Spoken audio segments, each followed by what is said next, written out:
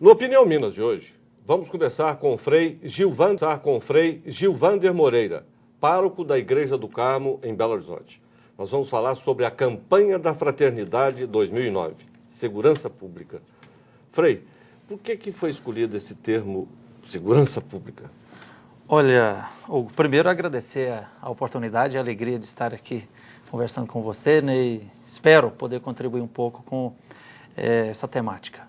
A campanha da Fraternidade, né, promovida pela Conferência Nacional dos Bispos do Brasil e pela Caritas Nacional há 44 anos, tem sido responsável, ano após ano, para colocar para os cristãos e para as pessoas de boa vontade, para a sociedade brasileira, assuntos da mais alta gravidade.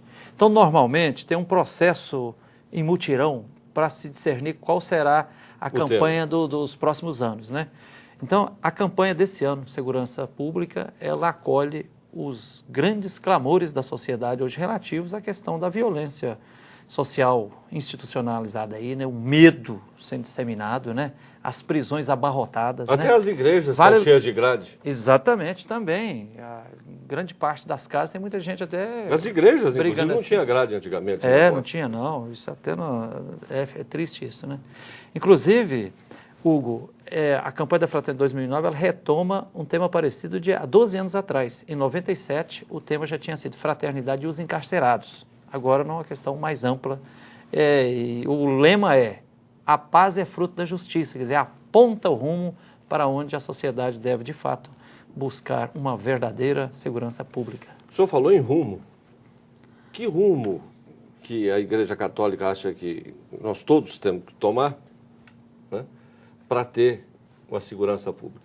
Beleza. Hugo, a campanha da Fraternidade, normalmente, ela tem um livro que chama de texto base, um DVD. Esse DVD aqui que eu vou mostrar, só pode falar. Exato. O que tem. É um DVD que tem uma série de pequenos documentários aí que ajudam na reflexão sobre o assunto. E tanto esse DVD, filme, como o livro texto base, segue o método ver, julgar e agir. Então, o primeiro passo é diagnosticar o que está acontecendo, né? E aí, no ver, a igreja e todas as comunidades que abraçam a campanha da Fraternidade percebem que, preto no branco, nós estamos numa sociedade que é uma máquina de fazer violência, uma indústria da insegurança. O senhor pode explicitar.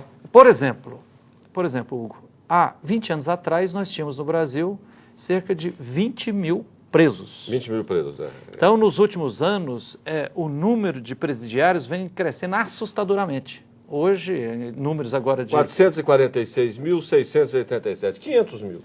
Isso dados de dezembro passado, do Conselho Nacional de Justiça, né?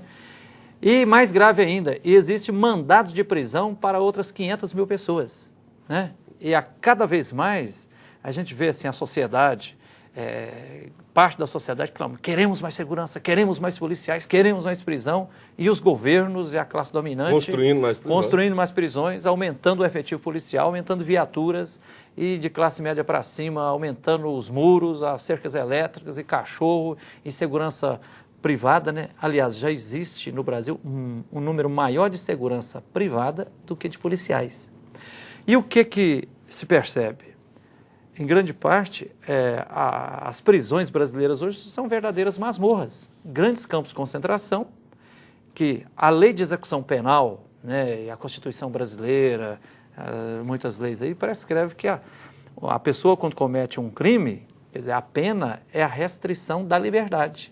Mas, na prática, os direitos humanos estão sendo profundamente desrespeitados. Além da restrição à liberdade, os presos estão submetidos a situações degradantes, humilhantes, né? E o Brasil, com a Constituição Cidadã que temos, e sendo o Brasil signatário de tratados internacionais de defesa dos direitos humanos, contra a tortura e tal, né? Aliás, nós temos que lembrar aqui um exemplo, eu acho, digno de ser motivo de reflexão para a sociedade: a atuação do juiz titular da Vara de Execuções Penais de Contagem, que em 10 de novembro de 2005 soltou 16 presos.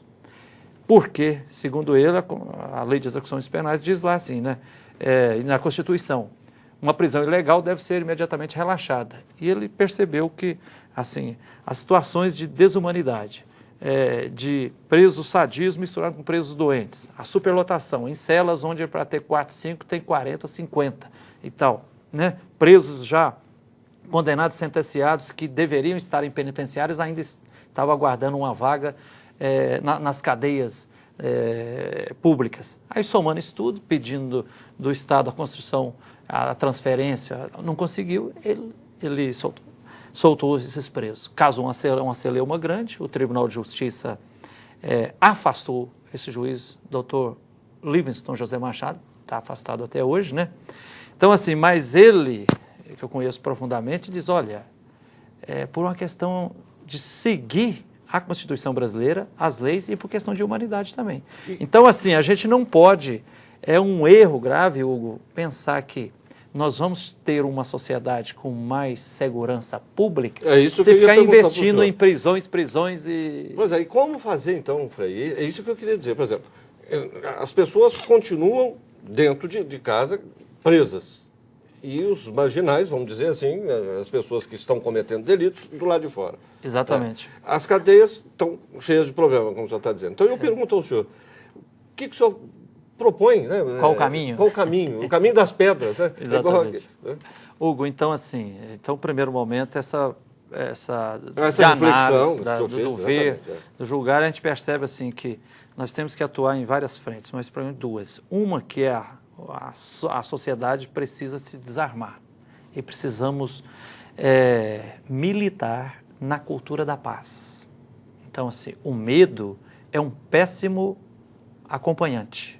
Né? Uma cota de medo até que é tolerável, joga mais adrenalina no corpo, a gente pode enfrentar um risco ou correr e tal, mas grande parte do medo que está hoje, ele é fabricado, artificial. Então a sociedade precisa, por um lado, a gente precisa estar solidários com as vítimas da violência, e aí na linha lá do que Jesus de Nazaré disse no capítulo 25 de Mateus, está lá, eu estava preso e você foi me visitar, né? E Jesus, na iminência de ser condenado à pena de morte, preso, ainda abriu o coração para um outro preso e disse, hoje mesmo estarás comigo no paraíso. Então, por um lado, essa solidariedade, cultivar a cultura da paz, em todos os níveis, nas relações interpessoais, nas relações familiares, na escola, no mundo do trabalho, na sociedade, no público. A gente não entrar nessa tentação que é de achar que o outro é um inimigo. O outro, ele precisa ser a solução. Então, a convivência ajuda muito. A gente não viver ao lado do outro, porque se a gente vive simplesmente ao lado do outro, pouco a pouco a gente não estará convivendo e nem vivendo com o outro e estaremos uns com os outros. Isso é um passo importante. Essa paz. Outro ponto paz não seria um devaneio? Desculpa, assim, eu não quero apertar o senhor. Eu acho que é uma pitada de perspectiva de envolvimento pessoal necessária. Agora, a questão central, que eu acho que o caminho que a sociedade deve perceber é o seguinte, que nós temos que atacar e superar as causas que estão gerando violência. E aí eu assinalo algumas coisas. Por exemplo, nós precisamos ter uma real democratização dos meios de comunicação e precisa mudar muito a pauta da maioria dos meios de comunicação. Que, em parte, porque a Rede Minas é uma televisão cultural. Cultural, pública, né, que presta serviço. Exatamente. Mas hoje... Eu estou dizendo das televisões comerciais. Você vai ver a maior parte das grandes televisões hoje, que na prática são propriedades de 6 ou 7 grandes famílias, economicamente, elas servem para a sociedade brasileira um cardápio cotidiano, basicamente com 3 pratos. Violência, entretenimento e economicismo. Violência como? Já tem estudos dizendo assim que a maior parte dos crimes que acontecem é contra o patrimônio, né? Roubo, furto e tal. Eu, por exemplo, já fui assaltado 5 vezes.